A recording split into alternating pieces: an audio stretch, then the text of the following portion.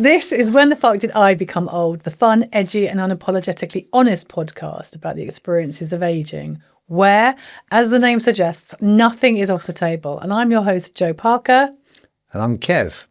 And this week, we want to share with you a bit of a run through the challenges that we encountered personally in navigating the journey from single parents through the empty nesting stage, down through the downsizing decision, which I know a lot of people have to make in our age group, and then having to deal with the boomerang effect of young adults in their 20s returning to live with us.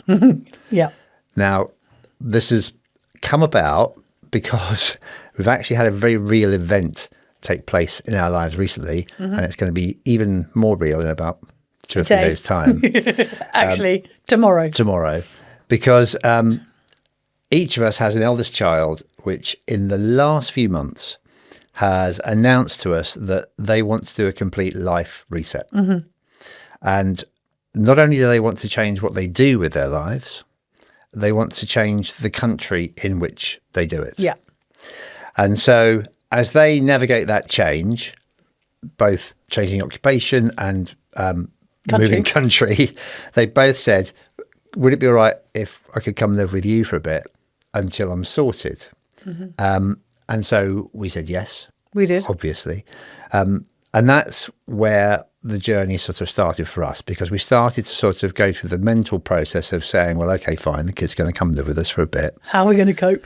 Exactly. How are we going to cope? And in thinking about all the challenges that we then, because it was quite emotive, right? Yeah. The challenges that brought up, we thought, well, how the hell did we get here? Like this should be, there isn't any room. This shouldn't be such a big deal, but how the hell did we get here? And that's when we thought, well, hang on a minute.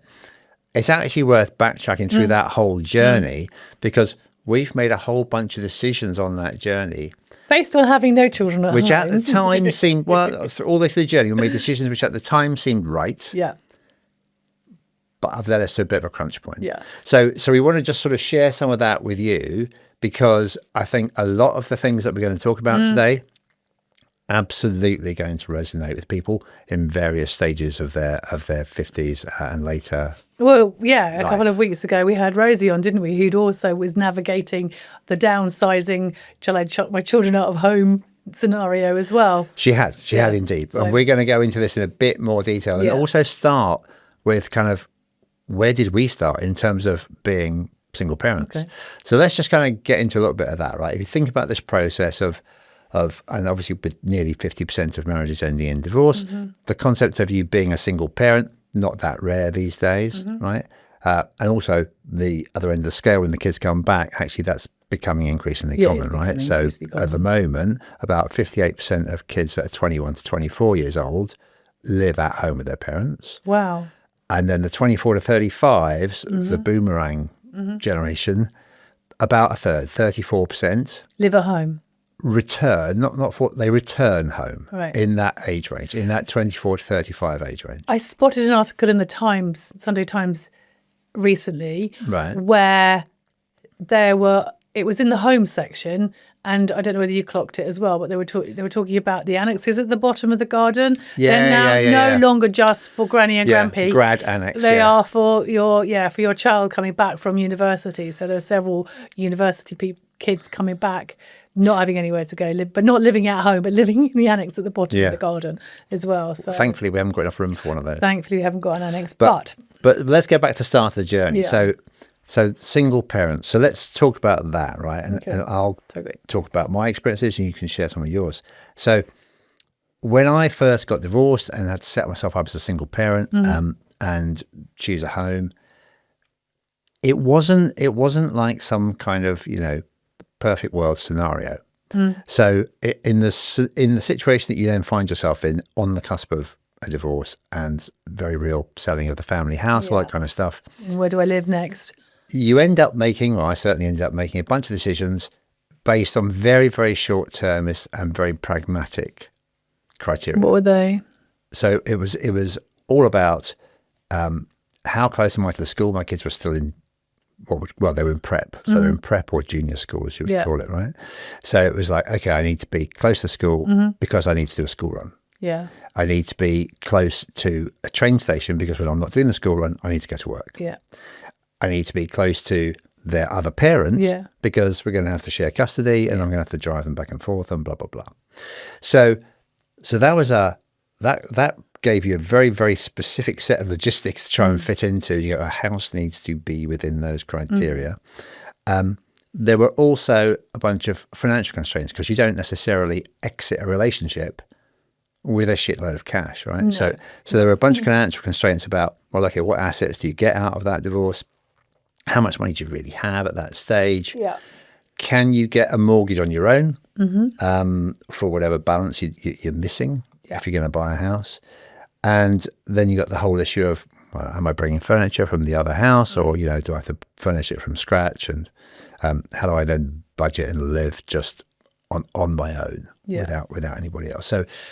So all of those things kind of lead you, and I actually only had about 8 weeks to make all those decisions. Yeah, you said, because your rental was chucking you out. Is that right? You come to the end of the agreement? So I had a rental immediately post divorce. Yeah. And then I've had the house that I have now, 12 months later after the rental. But going from the family home to the rental, I think I had about 6 weeks to find it and move in. All right. Going from the rental to the place that I've now called home, I literally had 8 weeks because, as you say, my leaseholder wanted to, get me out and move some other people back in. So you have a very short period of time to completely redefine your life.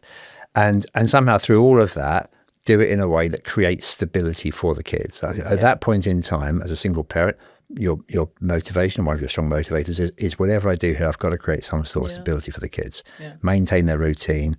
Are they still near friends where they can have play dates, and can they balance their time between the two households? So from the other side, because I was the one that kept the family home, I didn't have to worry about maintaining the kids' routine, maintaining the kids' friendships, maintaining the kids' schools. So Jean-Luc had to worry about where he was going to live. We tried to sell our family home and it didn't work for various reasons. None of them need to go into, but it didn't. We couldn't sell it, and so I ended up having to buy the family home from him. And then so I had moved out because I figured I couldn't actually live with him anymore. So that's another story. But I had moved out, so I was in rented. So I then had to get a self-cert mortgage because in the days when I bought the house back from him, me too. It was you could self-cert all over the place, so I had to get a self-cert mortgage. So I got a self-cert mortgage and I moved back in. For me, it was then how do I manage the mortgage and how do we split the furniture and what bits of furniture do I need to rebuy in order to fill the house back up rather than I didn't downsize. I stayed in the same house. So it was a lot easier for me on that level. It's like it wasn't a massive move or anything. It was a move back into the family home, and hopefully for the kids, it maintained some kind of routine for where they knew. We didn't even when I rented, I didn't even move out of the village, so we just went from one end to the other. So then, having dealt with that bit, and you've now got this new life as a single parent, and assuming you've sorted the school runs and the logistics and the play dates and all that kind of stuff, you've got the opportunity then, well, you could call it an opportunity if you're being kind. Yeah. You could call it a challenge if you're being unkind. Right. Of rebuilding your identity outside that relationship as a single parent. So like you're a new character on the scene, as a single parent. And it took me ages to rebuild that. I was literally, because I was the main parent and primary carer, thank you very much. They were with me a lot. And therefore, there wasn't much time outside of that role for anything else other than get a job, maintain, look after the children, put the children in childcare when you can't look after them, do the school run, blah, blah, blah, blah, wash, feed, etc., maintain the house. So that was my role. So re-identifying myself came a little bit later once I'd settled into it. And it took me a long time to settle into the role of a single parent, doing everything on my own. But then once you've done that for a bit, And because that kind of seems like it's the all-consuming pattern that It you're was. in, right? Yeah, absolutely. I remember it very well Yeah. myself. Once you've done that for a bit, then you get to a point as they get a little bit older into the teenage years, you get to the point where... Mine were really young, if you remember. Yeah. So getting into the teenage years took a long time. Right. Once you get there, you definitely have more of an opportunity to get time for yourself. Yeah. And then you get possibly into the stage where you go, okay, I'm going to consider another relationship now. I'm going to consider So when they were dating. teenagers, when Paloma was 11 and Emmanuel was 14, I got a job, a proper job, and I didn't always get home in time for them. So they were a bit latchkey kids. And that was, as we've had in a previous episode where I said they've had to get on with their own lives, sort out their own social life and learn how to plan where they're going around where my schedule is and how I can pick them up. And then so negotiate with me when, where, how many times a week, etc. So I didn't really get much of a me identity until they were teenagers and I had a proper job, and then I had to start having a social life with a job as well. So then you're setting up your social life in your new role, right? Out of your house. You eventually get to the point where you are dating and you find a partner, and you have to kind of rediscover that because that's been a whole new world, right? Definitely. When you go out there for the first time. And eventually you introduce that partner. Because I didn't want my girls to have a kids. series of uncles. No, indeed. Yeah. Indeed. Yeah. But then eventually you introduce someone to them. And you as an individual, having exited a relationship, set up single parent thing, you then become someone's partner. You become not just you, but you actually become a partner and you become a lover in an adult relationship. So before you, we had somebody living with us. So my partner, their stepfather, for want of better terms. And so when we met, my girls were, Emmanuel wasn't even at home, was she? So Paloma was just in sixth form at school. And they weren't interested in having another stepfather because Andrew was their stepfather and they were happy with that. And they understood the dynamic of dating because they were doing it themselves. So it wasn't as complicated as it could have been beforehand. So, much easier for me, I think. And having done all of that, I can certainly remember when I was doing all of that, that set of circumstances, which was my new reality, that seemed like the reality I was trying to optimize for. That was my new world. And it was my new world that Which world, sorry? The world of being a single parent dating. But dealing with the single parent juggling and the stuff. Because when we met, you didn't want to introduce me to the kids. Not initially. No, I didn't. I mean, but for quite some considerable time, you thought you're just going to keep the two separate. But having then got to that stage, I can remember very much feeling that was, even though I kind of knew it wasn't going to last forever at that stage, I felt like it was going to last forever. You felt it was and I just kind of lived it forever. and lived it and thought that's my new reality now. That's my new reality every day. You were surprised when the kids learned to drive and stuff like that. Well, so this is the stupid thing, right? So part of me knew they were eventually going to leave home, right? Yep. Because I had a bit of a session with them, right? Predicting in advance, telling them all these things are going to happen and you're going to do this and then you'll be 18 and then you'll you leave want to home. know me? Well, right. So I lectured them quite heavily. I don't know how my brain split in two. I was lecturing them quite heavily in advance. Warning them about the empty nest thing, right? Not yourself. And warning them that you're going to grow up, you're going to be 18, you'll do this. The want to spend time with Dad? fortnightly custody rota thing finishes. Why? Because you're 18. Yeah. You're an adult now. You get to make other decisions, right? You don't get me coming to pick you up at school. So I lectured them for ages about this. I know. In a very knowledgeable fashion. I watched. But when it happened, it really surprised me. And the sort of the manifestations of that. The fact that they didn't come and see you. So then we move into the empty nesting. Then we move into the empty nesting stage, right? And how that becomes real. So its first manifestations to me were one of them learning to drive. The other one didn't seem to care. But one of them learned to drive. Yeah. And so as soon as he'd passed his test and obviously wanted to buy a car, blah, blah, blah, he was in year 13. I think he was year 13 at the time. Yeah, he was, yeah. Year 13. And then he starts driving himself to school. And to come and see you. Well, so I didn't have to pick him up from school anymore. So that is pretty freaky when your own kid sort of suddenly arrives in the car. So school run finished, that was weird because I'd been doing school run for, I don't know. So loss of identity, loss of purpose there, Don? Well, we'll get to that in a minute. I've been doing school run for like a decade, right? And all the parents' evenings and all that kind of stuff. So then to suddenly not do school run, whilst being a genuine joy, because trying to balance that with meetings and work and stuff was always a frigging nightmare. Trying to get back in time for meetings was a nightmare. But that was weird when it first happened. And then the other thing that also happened around that time, in fact, the year before that, he started going on holiday on his own. So he had that, where was that place he was in? He was in Ayia Napa. That's right, yeah. No, he was a driver by one time at Ayia Napa because he was driving something. He drove something. So quad bike, he did. That must have been the summer when he was 18. So they start doing, he did Reading Festival when he was 16. So he did that with a bunch of kids from 17, school. He was 17, just turned 17. So they start going on holiday. The point is they start going on holiday with their friends, right? Yeah. Without you. Yeah. First time. Again, I was all up for that. But it was also a little bit of a sort of a surprise. I don't know why. I mean, I knew it was coming, but it just felt emotionally a surprise. No more school uniform to wash. I was up for that, and that was okay. And then, obviously, the oldest one went to uni. So whilst all that was happening, the oldest had gone to uni. So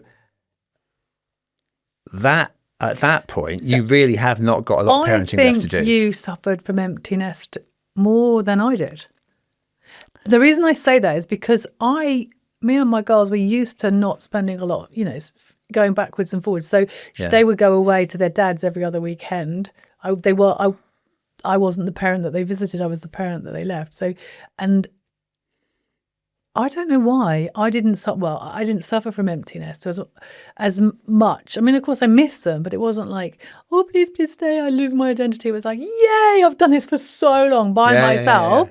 I'm quite enjoying it. Whereas you suffered from empty nest because it shocked you and you were missing them. I did miss them a bit. That's true. Yeah. They probably won't believe it if they're listening. No, I know. But I did miss them a bit. Yeah. And probably more selfishly, I probably didn't miss them, to be honest, quite so much. I missed being important. What it meant to me. Yeah. Okay. I missed the fact, which just sounds weird, right? But I missed the fact that as a father, like, where was my opportunity to be a father? Well, and to be cool and to be important and needed. And they didn't. I mean, they would. Am I right? Well, to be needed, certainly. Yeah. But I mean, it was. Sometimes they just wouldn't turn up at all. Right? So you'd go, okay, it's our weekend. I think, I'm at a party with so and so. Oh, right, okay, fine. Yeah. So at that point, you truly become optional, right? Yes. So you become optional. Not nice. In a way. Well, once you get over it, it's fine. I'm more than happy about that now. But it's just that when it happens, that transition is a kind of that was part of your role as a father. And you go, well, okay, so. Now what? Yeah. Now, on the upside, gave us a shitload of free time. Absolutely gave us a shitload of free time. Our social life started to ramp up quite heavily from that empty nesting phase, right? Yeah, it did. As did gym time and, more health and fitness type stuff.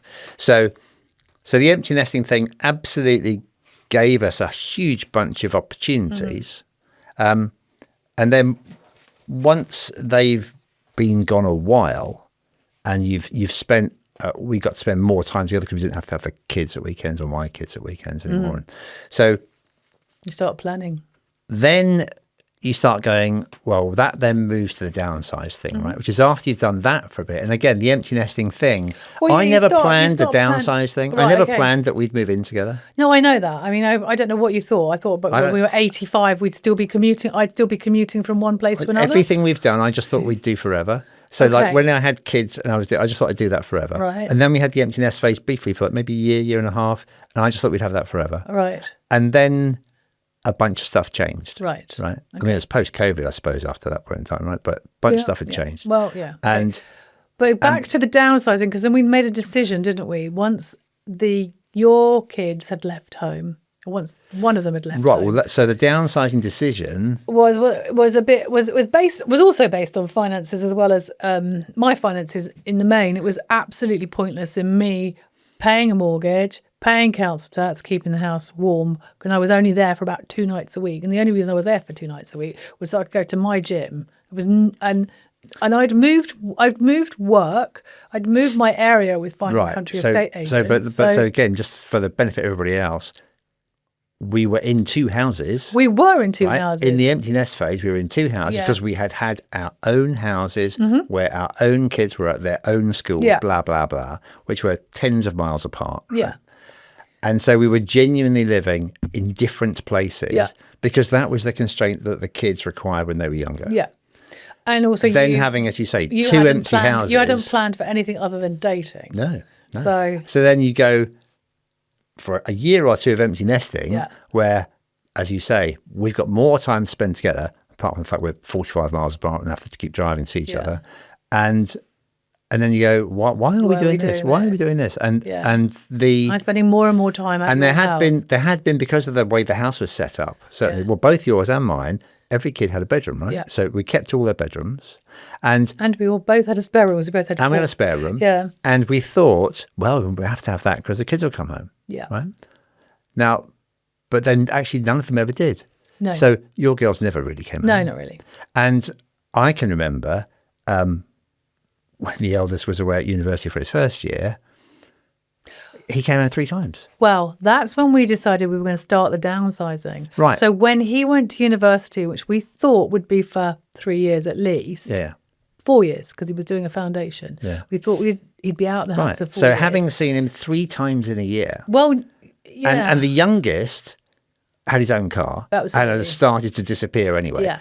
And we were sitting there thinking, well, nobody's here now. We started to talk about me moving in, and you said, why don't you were going to build an extension, which I said as an estate agent, don't. No, it's just, not only is it costly, but actually you're going to do too much, oversize the house, and it won't be worth any value to what you put on it. So don't do that.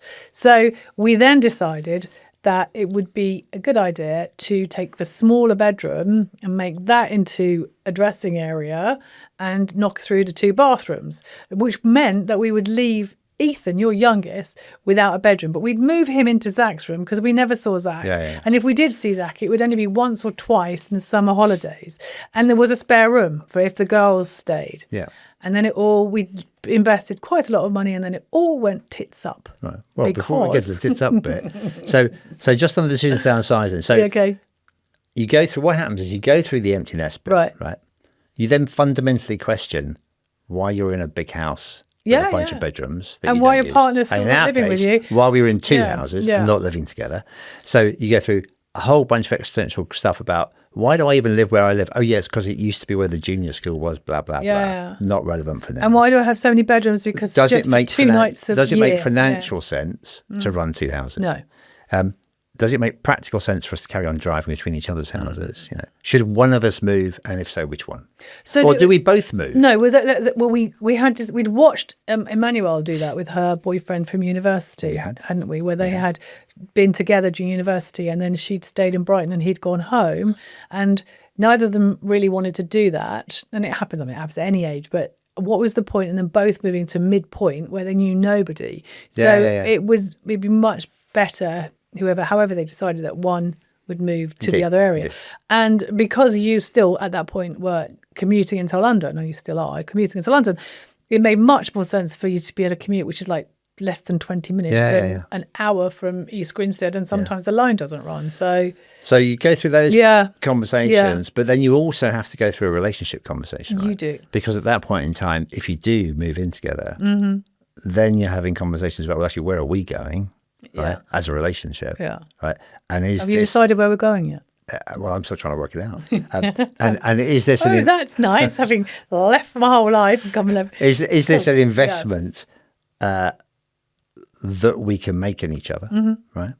And then you do it, and you move in, and you downsize. Well, you downsize. As a concept, couple, 2 houses to 1. As a couple with no children. 2 houses to 1, and then big storage unit with all the crap we can't fit in the No, house. as we were talking to Rosie, we have downsized that as well. Well, we've still got a storage We've still unit. got a storage unit, but what we've done to the house is made it for us. Right. So then, having moved in and gone, okay, this is going to be our future. The children have disappeared. We take up the whole house. Let's remodel our future. Let's remodel our relationship. Let's remodel where we live. Yeah. Invest in that as a concept. Yeah. Right. Which, as you say, meant changing the structure of the house to try and fit all of our clothes in, and that meant less bedrooms. Blah blah blah. Yeah. But the kids are never here, so that's not a problem, is it? Right.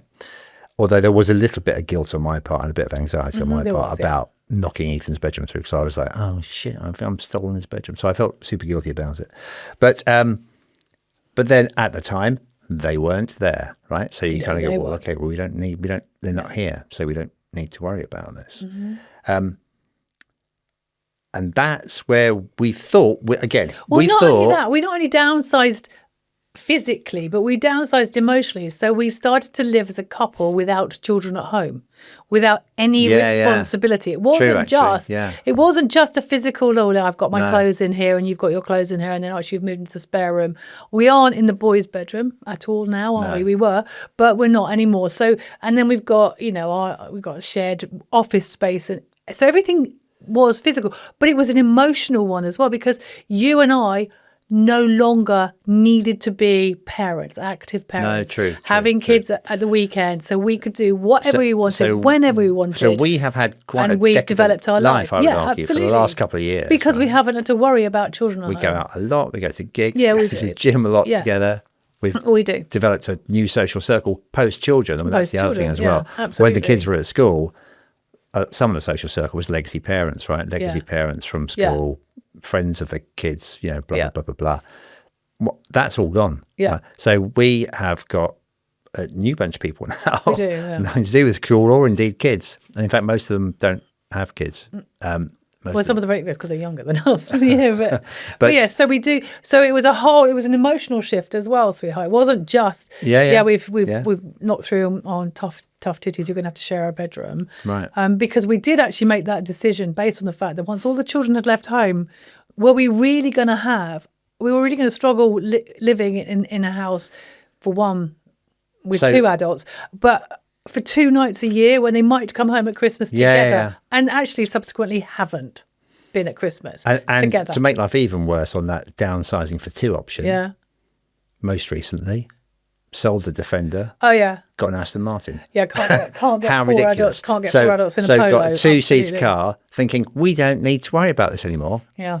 And we literally bought that car, I think a week before the kids told us they wanted to come home. Yeah. I mean, literally, we bought that car. We sold the Defender. Literally, nothing is. We'd had a 6-seater Defender for 2 years with no children, and we were driving a 6-seater car around and saying to each other, "Why are we driving such a big car? We bought it so we could fit all the kids." And you wanted a sports car. The kids are never here. You wanted the Aston. So then we finally go, okay, let's get rid of it. Yeah, get that. And literally a week later, both kids go, "Oh, I'm just thinking of changing my entire life." Blah blah blah blah blah.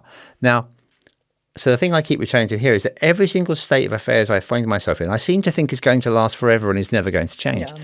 And I'm perpetually wrong, right? And I don't know why I haven't realised that. Changed than you are, darling. I have no idea why I get that so absolutely catastrophically wrong. So anyway, here we are, kids now going, tomorrow. Can we please come and live with you? And they're coming tomorrow. I'm picking one up from the airport and you're going up to grab the ones from Nottingham. Now, a truism here, right? Kids never ask to come home to see you. No. When everything is great. Right. True. Okay, I thought you meant never asked to come home to see you. No, case in point, these two are coming because they are doing a major life refit. They're doing a major, So they need help and they need support. No, that's not true. No, I don't agree with you. What? My girls do see me when. Oh yeah, for the odd day. They don't say, "Can I come live with you for 2 months because I love being with you so much." Yeah. So any boomerang thing, all right, is any boomerang effect home is a kid coming back because they've got a problem. Financial constraints or something. And they can't actually sort their life out, and they need some help. Yeah. Fine, that's what parents are for. So we've never co-parented before. Well, so let's get on to that. So now they're coming back, right? Mm-hmm. As I was going to say, fully fledged adults. That might be a little bit overdoing it, right? But a 22-year-old, 27-year-old, right? I would, they listen to the podcast, so be careful. Well, that's okay. Mm-hmm. we can talk about it over dinner. So, but they're coming back, and as you say, we haven't really lived with either of them, right, together. for a long period of time. No, well, we never lived with them together, but not really not properly parented since pre-uni, right? Yeah. Because if I go back and go, when was the last time you were living at home with Emmanuel for 3 months or plus? The answer is when she was at school. Yeah. Right, and not since. Yeah. And same for me. That would be sixth form, right? Yeah. Since then, various universities and bits and pieces. But so that's important because it means that our default model when they walk in the house, and then when they're here for a weekend for fun, that's different. Yeah. That's like a mini holiday. Come and have a mini holiday with Kev and Joe. We haven't done this. But living with us every day, the only model I've got for that is taking Zach to school, which is now irrelevant, right? That's like 4 years ago. So we've had to sort of reconsider, what the hell does it mean to have 2 fully grown adults at home, neither of whom right now have a job, but are trying to get jobs. Well, one of them does have a job to go to. We think so, yep. But not employed yet in this country, still in China. Yeah.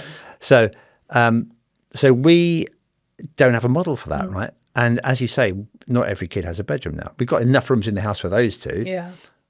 Anybody else? But anybody else turns up and it's sofa time. Sure. So we then got a bit stressed out about that. We were like, this can't happen, model. That can't happen. What are we going to do? Right.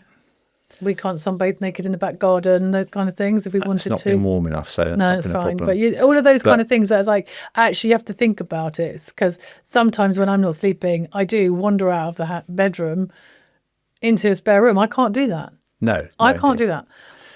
So there's a whole bunch of practical stuff around food, shopping. And their expectations on us as well. Yeah, all meal times, bloody what time are you coming in, what time are you going out. Yeah. So look what do you do with it? Well, so let's talk about what you've got in your hand there. So we kind of therefore struggled with the fact that we couldn't be parents in the way that we used to. No. Right? We were now hosts. We were going to be hosts of a pair of adults turning up tomorrow, as you say.